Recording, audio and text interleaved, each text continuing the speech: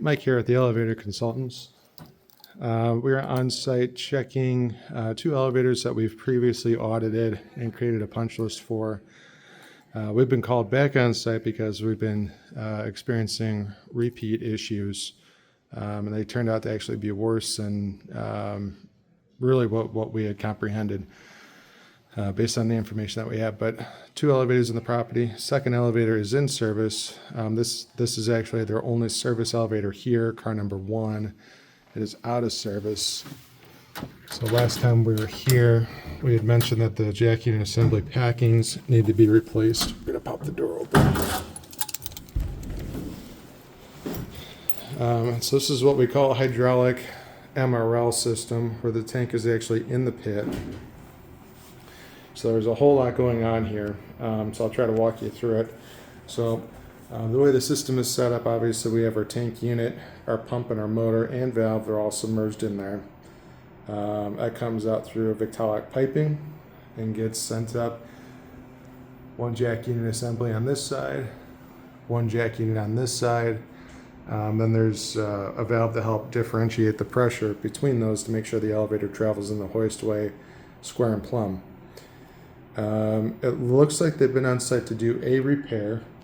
We can't, I mean, we have an idea of what they've been doing, but I'll keep walking you through it. So the yellow pipe in the center, that's our pipe stand. The elevator, you can see that flat platform there would make contact. You can see the circles up here.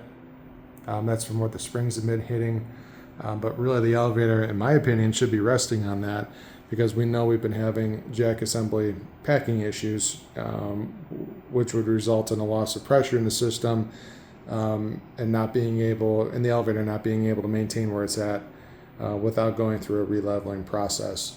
So we think the system is holding pressure. I just can't tell what valves are turned off. So the fact that we still have the pipe stand up and I can't tell where the valve is at makes me worried.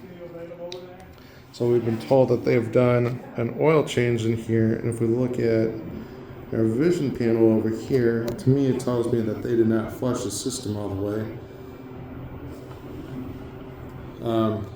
The oil on the bottom, you can see how dirty that is, and then we've got how clear that looks up on top. I'll have to take a closer look, but I can't tell if that's water, which I don't think that would be water. Really the only way that water can get in the system is if the pit flooded and water was higher than the actual tank unit itself. And so typically when you see that, and I'll walk you through these stains here in a second, you would see water levels around here in the pit, which would be pretty evident, and I don't see that. So to me that tells me that's basically brand new oil in there, and the system was never flushed. Trying to kind of get a better look inside the tank unit. I don't know what they've done as far as safeties. This is as far as I'm going to go.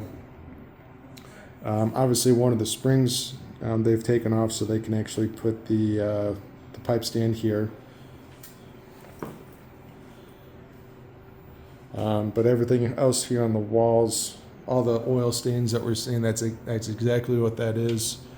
So we think that it's from the hydraulic jack unit assemblies on both sides. The packings had either gotten so bad that it was literally blowing oil out of the jack unit and spraying it, and you can even see it on the bottom of our sling and platform if I zoom in a little bit for you.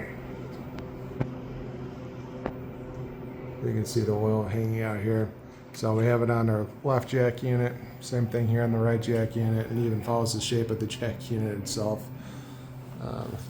Try to get a better look up here, but definitely a known issue.